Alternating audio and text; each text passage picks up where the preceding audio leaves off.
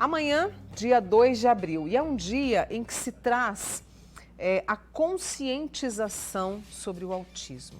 É uma data importante para que lembramos, né, do quanto a informação de qualidade pode trazer inclusão e menos discriminação.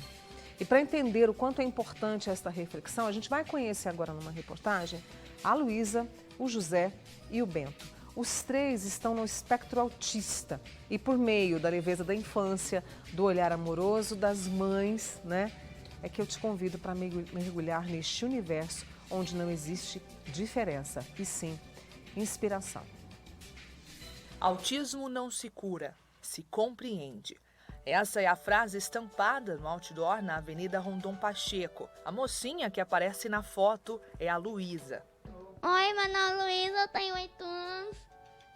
Eu tenho autismo. Luísa foi diagnosticada com autismo aos 3 anos. A mamãe Lohane não se abalou e também não deixou que a filha se abalasse. Juntas, elas compartilham histórias, conquistas e dessa forma representam famílias que vivem a mesma realidade. Eu me dediquei por 2 semanas de ter um foco de tirar o que eu tinha tudo no papel e colocar em prática, que foi o que eu fiz, né? Eu optei por colocar um outdoor na rua mais movimentada da cidade, na avenida, né, na Rondon Pacheco, com a foto dela, também com alguns textinhos lá bem pequenos e básicos que a pessoa pode passar de carro e já ver o que está escrito, que é: o autismo não se cura, ele se compreende, né? Porque ele não tem cura e a gente tem que compreender. A maioria das pessoas falam que a gente tem que adaptar eles ao nosso mundo, mas eu acredito que nós temos que nos adaptar ao mundo deles. A Luísa, além de ser conhecida pela cidade, também ficou famosa nas redes sociais, sempre levando uma mensagem de otimismo. Luísa, o que você mais gosta de aprender a falar inglês? Você gosta de dançar assim? E a gente vai levando a vida assim, mostrando o lado positivo sempre das situações que acontecem com a gente, por mais que ela tenha autismo e também tenha outra patologia. A gente tenta viver da melhor maneira possível e com uma qualidade de vida melhor. Dá comida pra ele? A comida, Bento, vamos colocar na boca. Isso! Muito bem! Os pais de criança com espectro autista aprendem com eles todos os dias, se tornam alunos. A Carol, por exemplo, aprendeu a enxergar o mundo através dos olhos do Bento e do José. Aqui a nossa experiência foi em dose dupla, né? E foi muito diferente com cada um deles, porque o José, que é o meu filho mais velho, ele não teve um desenvolvimento típico, um desenvolvimento padrão desde a primeira infância, desde o comecinho, né? E aí, nas nossas buscas, né, através de psicólogos, fonoaudiólogos, neuropediatra, com 3 anos a gente conseguiu o diagnóstico do José, né? 3 anos e pouquinho. Depois de bastante tempo, né, veio o Bento. E quando o Bento chegou, eu já sabia que havia o risco, né, dele também ser autista, porque o autismo, hoje em dia, a gente tem esse conhecimento de que as causas são predominantemente genéticas, né? E o desenvolvimento dele foi padrão até 1 ano e 2 meses. Em questão de 2, 3 semanas, ele mudou completamente. Ele parou de falar, parou de dar tchau, parou de fazer contato visual com a gente, de atender quando era chamado, né? E como a gente já conhecia essa história, como a gente estudava muito a respeito do autismo, eu já sabia do autismo regressivo, né? Então, logo que eu vi essa mudança, né, no comportamento do Bento, a gente já foi atrás do neuropediatra, né? Pra gente correr atrás desse diagnóstico e começar também o tratamento do Bento. Embora os dois sejam irmãos e autistas, o diagnóstico deles foi totalmente diferente, assim como é o comportamento. O José é na dele, ama instrumentos e manda muito bem com eles. O Bento já é mais sociável. Eles fazem terapia todos os dias e a mãe conta com uma rede de apoio para conseguir trabalhar e manter a rotina dos pequenos. A gente precisa de rede de apoio, isso é fundamental para qualquer família, né? Eu falo que a minha realidade é uma realidade muito diferente de muitas mães, porque eu tenho rede de apoio, eu tenho um esposo participativo, né? Um pai participativo, E isso faz toda a diferença, né? Tanto no desenvolvimento das crianças, como na qualidade de vida. O Dia Mundial da Conscientização do Autismo foi criado pela ONU em 2007, com o objetivo de levar informação às pessoas e reduzir o preconceito. Em 2021, o tema foi Respeito a todo o espectro. E, em 2022, o tema escolhido é Lugar de Autista é em todo lugar. O autismo é bem mais comum do que se imagina. A estimativa da Organização Mundial de Saúde é que em todo o mundo, 1 em cada 160 crianças tenha o transtorno. E o amor e a paciência são os melhores remédios. O nosso intuito é ajudar, né? Porque informações salvam vidas. É uma coisa que eu aprendi ao longo desses 8 anos vivendo com a Luísa e com as 2 patologias dela, que é informações salvam vidas. A gente falar para o outro, explicar e tentar ajudar, já é uma ajuda enorme. Só de você ouvir uma palavra positiva de alguém que passa pela mesma situação que você já fica bem, você já melhora, você já tem um conforto. E é isso que a gente tenta passar para o próximo. Então, a minha mensagem é essa, é de otimismo. É da gente não pensar que o filho da gente é aquém de qualquer outra criança. O nosso filho, ele é como uma criança qualquer. Ele vai ter dificuldades, ele vai ter facilidades, ele tem características boas, ele tem defeitos, como qualquer outra criança. E a gente tem que focar naquilo que é bom, né?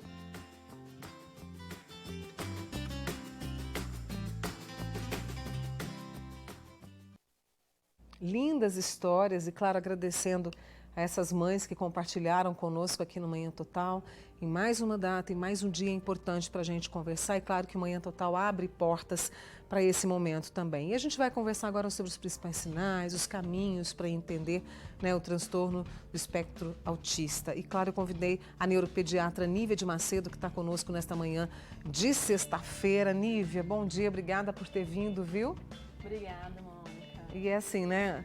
A cada ano a gente traz esse tema para que a informação, como essas mães disseram, seja de qualidade, porque elas já fazem um trabalho multiplicador, né? E esse ano, antes da gente tratar do tema, estava me contando daqui a pouco que nós temos uma novidade que é uma conquista e tanto. Qual é?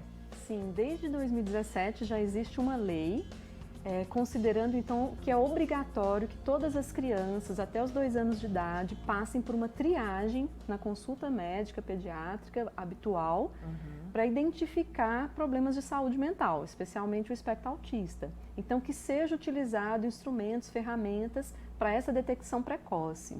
E nós temos na caderneta da criança, agora desde 2021, já com 18 meses de idade, um espaço em que o pediatra precisa preencher, então ele precisa lembrar e preencher um questionário que realmente faz essa triagem de sinais e sintomas para o transtorno do espectro autista. Então essa caderneta surge em 2021 e essas crianças estão atingindo essa idade agora, né? Então 18 meses as mães precisam ficar em alerta, né? De olhar, tá lá na caderneta o questionário, então vai ser preenchido ali mesmo. O pediatra ter esse cuidado, essa atenção, né, com 18 meses, precisa fazer essa triagem, mesmo que não tenha queixa. Porque a gente tem uma condição muito peculiar, né?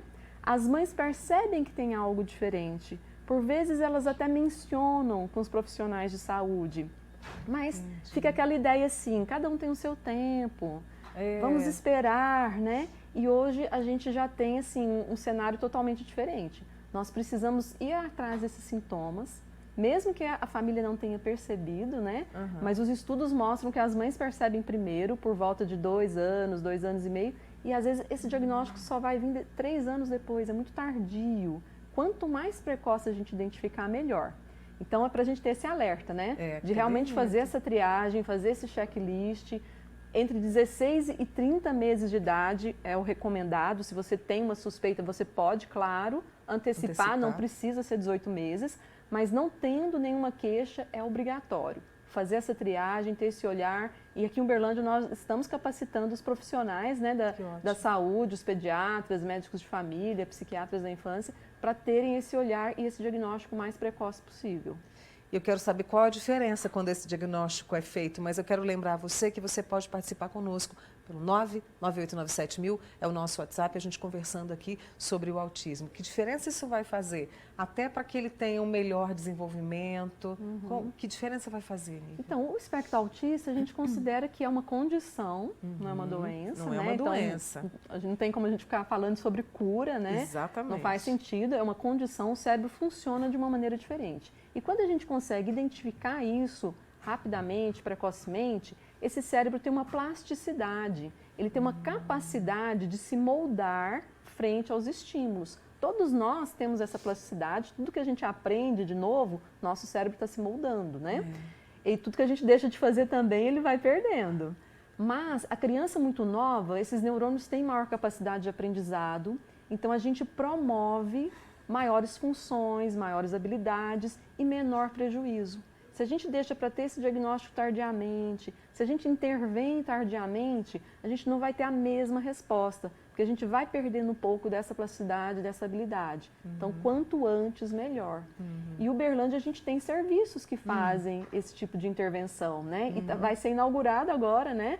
Esse final de semana, também mais um serviço, mais um centro para fazer esse tipo de reabilitação. Conta mais pra gente sobre esse centro. Então, a prefeitura está fazendo naquele centro de internamento, né, em pediatria, e também tem o SER, que faz esses atendimentos, tem o campus municipal, tem a APAE e as próprias escolas, né, que hoje já são um cenário muito importante de socialização, cenário muito importante de aprendizado. As crianças estão ali para aprender a ler e escrever, mas elas estão ali para aprender muito mais do que isso, né? Tanto as crianças que têm um desenvolvimento típico, quanto as crianças com espectro autista.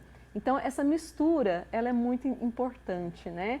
Nós temos pessoas com habilidades diferentes, uma que tem um prejuízo num cenário, outras em outro, ninguém é perfeito, né? E todos nós precisamos, juntos, construir esses laços, esses vínculos e esse aprendizado em conjunto. Hoje a inclusão, você que acompanha sempre de perto, está sempre conosco quando a gente fala sobre, né, o transtorno do espectro autista, a inclusão se faz ainda ou estamos engatinhando? Nós que estamos, falar que nós estamos engatinhando eu acho positivo, porque nós não estamos parados. Exatamente, né? Então, assim, estamos engatinhando ainda, existe muita coisa ainda para ser conquistado, mas a gente já tem um olhar mais diferenciado, já não é tão estranho. Antigamente, olhar para uma criança que estava dando birra, né, era sempre o julgador. Hoje a gente já consegue se colocar no lugar do outro, claro que ainda temos que avançar um pouco mais, né? Mas a gente já consegue ficar um pouco mais nesse olhar compreensivo, né? E a gente já tem pessoas com conhecimento, profissionais que podem dar apoio, né? A própria família, a gente percebe que às vezes, como foi comentado, né? Uma rede de apoio. Fundamental. Então, a gente precisa ter esses laços, esses elos. Nós estamos caminhando como sociedade. E esse momento, né, de conscientização, de falar sobre o tema, a gente não tinha esse espaço anteriormente, né? Então, a gente está engatinhando sim, mas a gente não está parado e precisamos continuar para caminhar de uma maneira mais fluida, né? Com mais naturalidade. Então, eu penso assim, falar de inclusão é necessário, mas nós vamos estar tão felizes quando a gente não precisar falar mais, Não é? quando isso for algo totalmente natural, inerente ao ser humano, né? E as crianças ensinam muito isso pra gente. Muito. Nós temos muito que aprender com elas. Vamos fazer o seguinte, vou fazer uma pausa com a Nívia de Macedo, que é neuropediatra. A gente está falando sobre o autismo. Faço questão de lembrar você que amanhã, 2 de abril, é uma data importantíssima, né? Que é o Dia Mundial de Conscientização do Autismo. Já eu volto com a Nívia, vou ver as perguntas que você fez, porque tanto uma das mães falou isso pra gente, né, Nívia? A informação de qualidade, ela põe fim ao preconceito, à discriminação que ainda existe bastante, né, infelizmente. Né? Já volto com você, tá?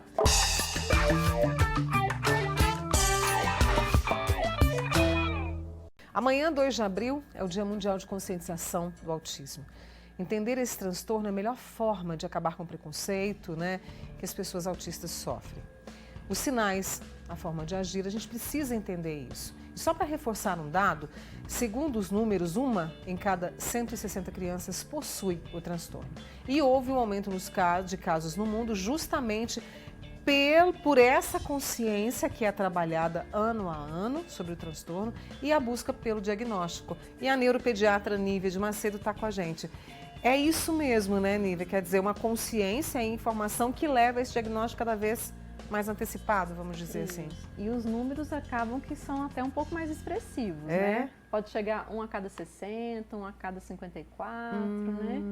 Então a gente realmente encontra pessoas, né, com o transtorno na nossa vida, na nossa rotina, no nosso dia a dia, muitas vezes não identificando, porque a gente fala que o autismo não está escrito na né? testinha, não é uma questão que você vai só assim de um olhar superficial, às vezes fazer um diagnóstico, né? Uma identificação. Nós temos formas variadas, então tem pessoas com sintomas muito leves, com menor prejuízo, e pessoas com sintomas mais graves. E dentro disso o espectro, né? Vários tipos de manifestação, e a gente fala que o ser é único, né?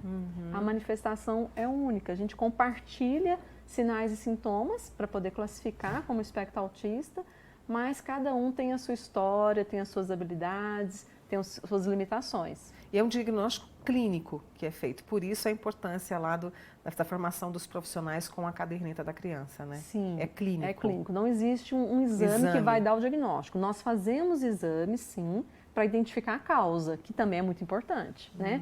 Então, o transtorno do espectro autista pode ter inúmeras causas, dentre elas causas genéticas também, que vai ter um significado, às vezes não só para esse cérebro, mas para o restante do corpo, em algumas condições, né? E também para a família, com a possibilidade, a gente viu a história aí de irmãos, né?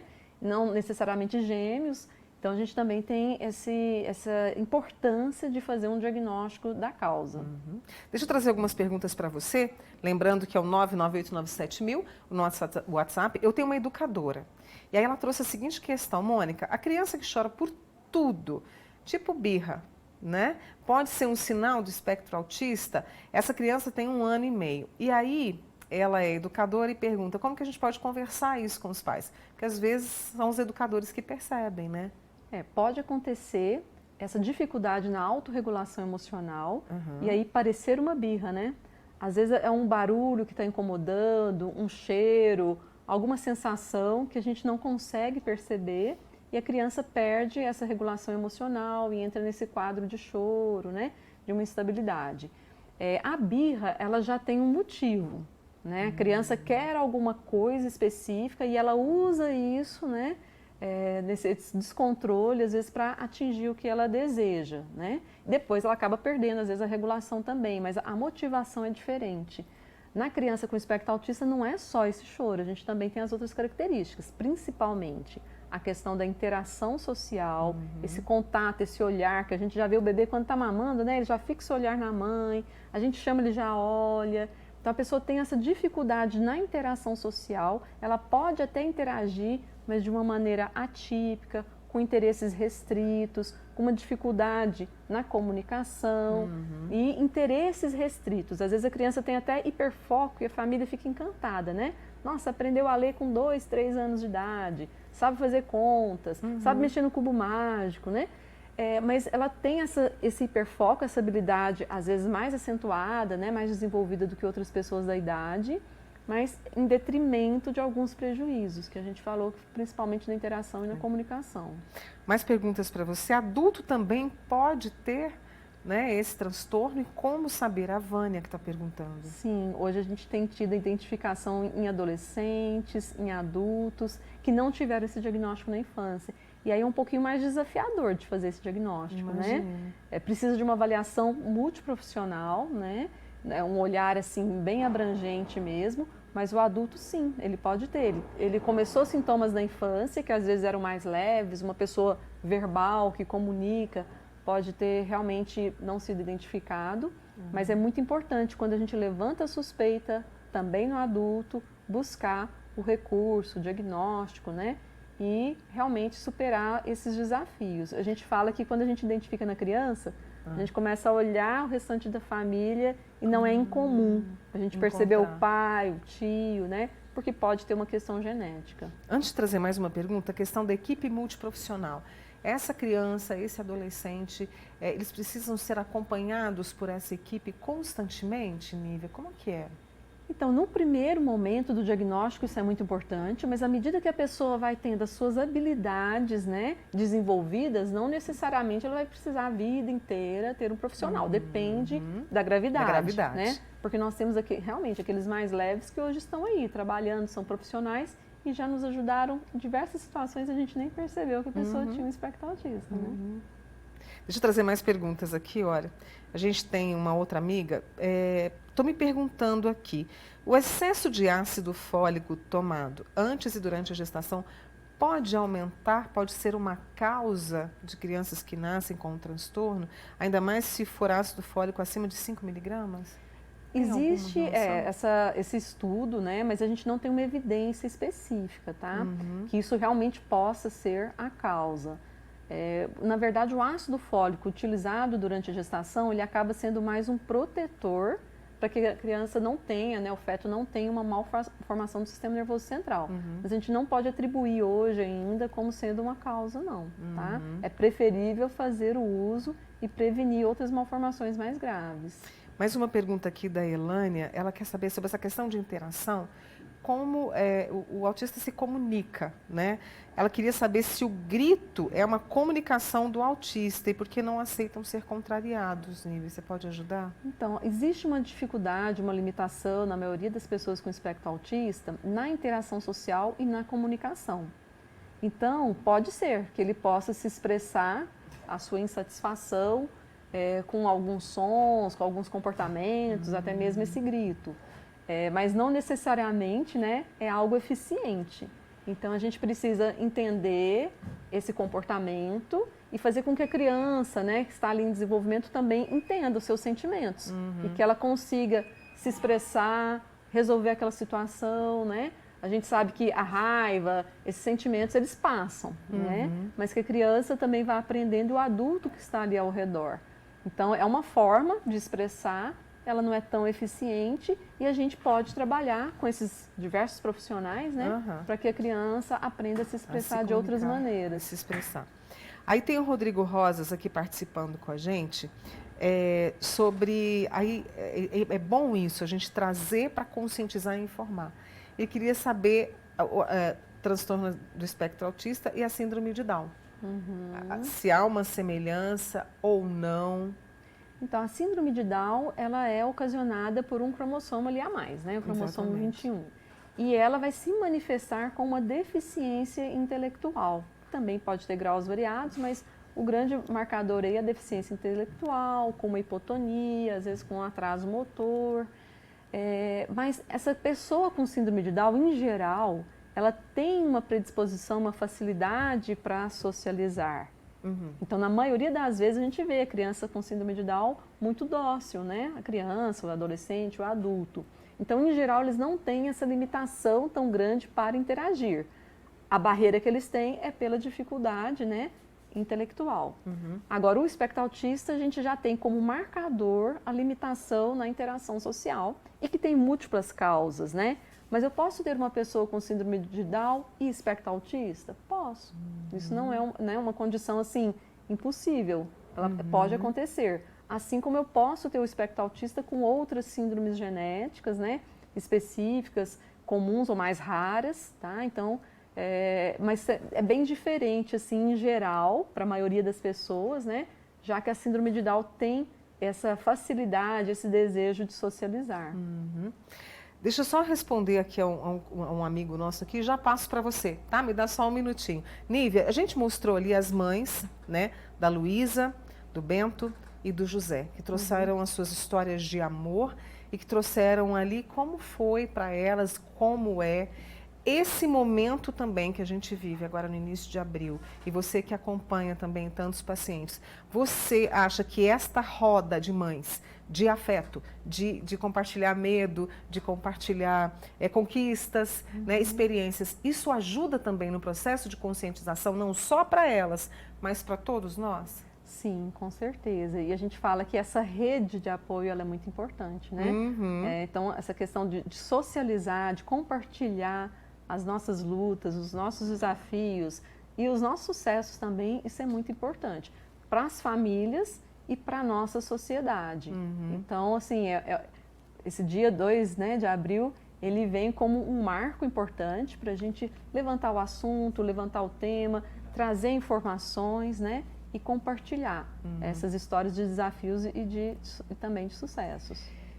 E é bom a gente trazer essa conversa, e a Nívia, que sempre aceita o nosso convite, que vem, que traz todos esses esclarecimentos.